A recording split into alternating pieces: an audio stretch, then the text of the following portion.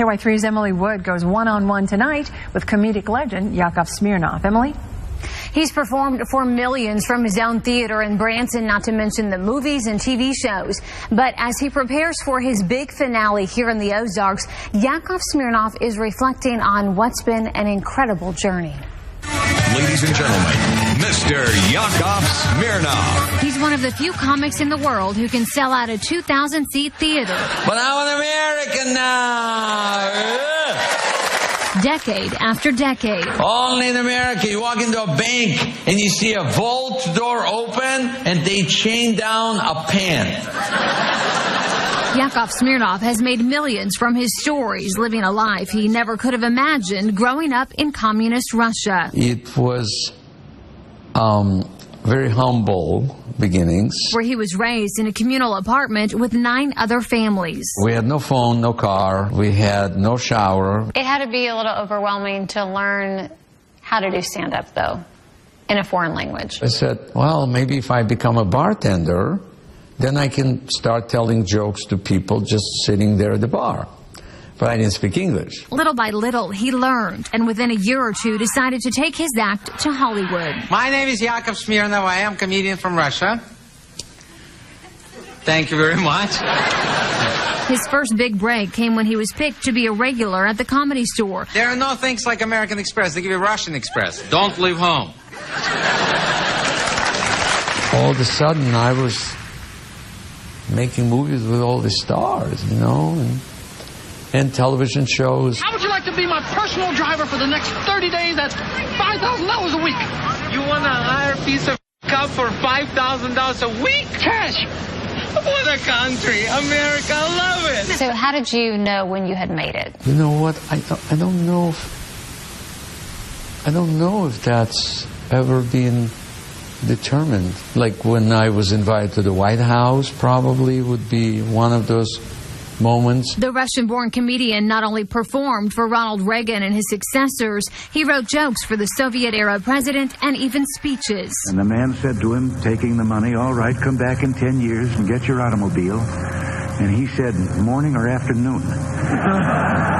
Your words coming out of Ronald Reagan's mouth. Some of it. Don't go on. I didn't write, Mr. President, tear down that wall. Mr. Gorbachev, tear down that wall. I didn't write that. It was pretty incredible. Smirnoff found himself a part of history. It's our duty to speak in this place of freedom. But the millionaire jokesman was about to become the punchline with the collapse of the Soviet Union. How did that impact your career? Bad. David Letterman had a top 10 list. It was a Christmas day. Now all the things that will change that the Soviet Union collapsed. And I made #1 on the list. Yakov Smirnoff will be out of work. I was laughing. I remember my in-laws laughing. But it wasn't funny 6 months from that. Living the American dream in a multi-million-dollar home, Smirnoff suddenly found himself facing canceled contracts and zero prospects. And so all of a sudden it became scary because my kids, Natasha was 2.5, Alexander was 6 months old. And there was no way to pay those mortgage bills. That's when his agent suggested the Ozarks. I make a joke about this, but I figured there must be a place where they don't know that the Soviet Union collapsed. And I found Branson, Missouri. And it's been a blessing. Within a matter of months, the Hollywood castaway was performing for sellout crowds in Middle America. So in a way, you had to rebuild your whole career. Very much so, from scratch. What would you say is your secret to success? I recognize what I can contribute. It's just like you see the vision, you want something, and you got to crystallize it and make it real.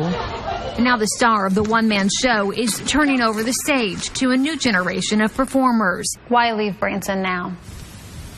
I think it's time to take this knowledge to bigger audience. Smirnoff no longer wants to be known for the one-liners that made him famous. So as a child, I made the discovery that love and laughter, they go hand in hand. Instead, he's working on a PhD and considers himself a type of relationship expert. You yourself are divorced? I went through divorce, yeah. So that kind of inspired me, and the laughter was went away, and I noticed that too late. Part of the new brand he's building in show business. And when he leaves, he's not looking back. How would you describe yourself in one word?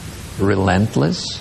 You know, in the 80s, I was helping end the Cold War between countries. Now I'm helping to end the Cold War between couples.